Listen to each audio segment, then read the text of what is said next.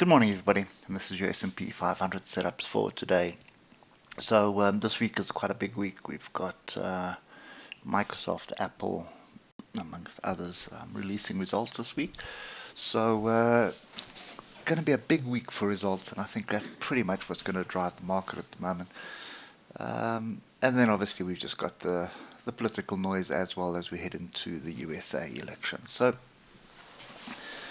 we're in a bit of a zone. If you look left and you put your levels in, you'll see we're at a very strong area of support, which is 54.50 basically. And then you have a level at 5,500 where we are bumping our heads. I just pick it up on the swing low is probably be the right idea. And just lock those two in. Oscillators kind of bullish, but we're starting to roll over, which has been looking a bit bearish. Then we've had a strong move down, and this looks like a bit of a flag that's formed, which would then sort of target the next level down. I just want to look left, just make sure we are not missing something. Let's just do this on the weekly. But nothing really else that's there. If you look at the weekly, you can see we've got a crossover of the oscillators and we're pointing down. So very overbought on the weekly, but on the lower time frames, not so much overbought. So when we drill down to the 3 hour, and it's going to get really messy and confusing, but bear with me for a sec. There's what was looking like a flat top triangle, and you can see we've now dropped below that. Oscillators have crossed over, separated far apart and rolled. They've come back to this 54.50 area. Then you also have, so you've got, that was the original down trend line we broke, came back to test it and bounced off it, so that's the case for the bulls. And then there's a case for a continuation down. And then what you have, and you'll probably see this on the hour clearer, but strong move up, consolidation for a second leg up. So we're going to take all the noise out, then have a look at just pure logic here. So at the moment, for all intents and purposes, yesterday was sideways. Okay, it was sideways to down. We did gap up and we had a big juicy gap, which has been closed. It closed sort of going into the close.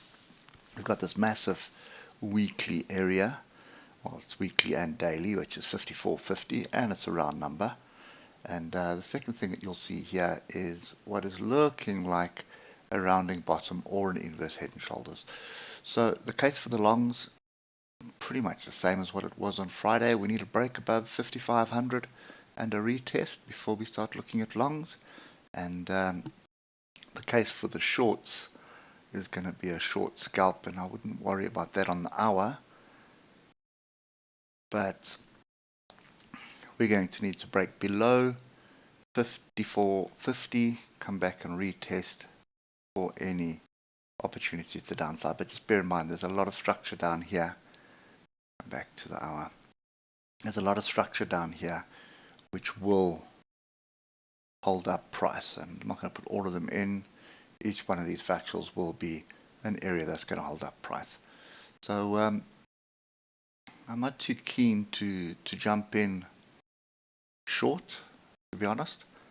There's a big area of support here. We're in an area of support, and then there's a little area lower down at 53.76.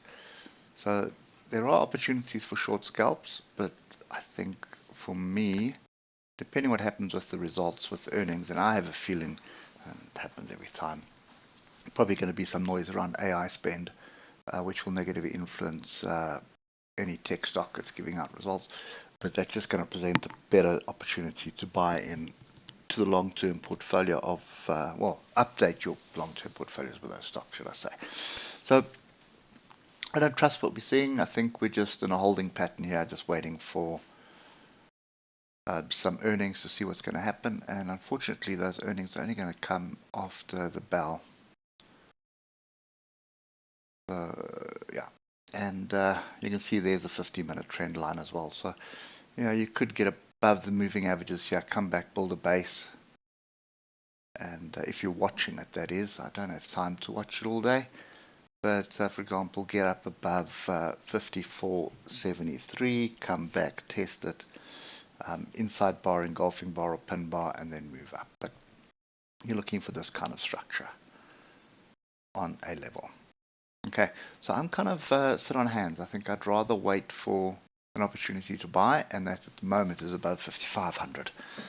Anything else, I think I'll just wait to see what structure forms lower down, because I do not believe that this thing is going to continue falling like this.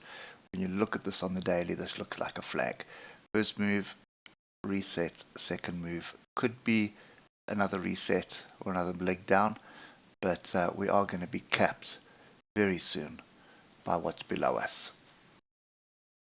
And just put a couple more levels in just to highlight that.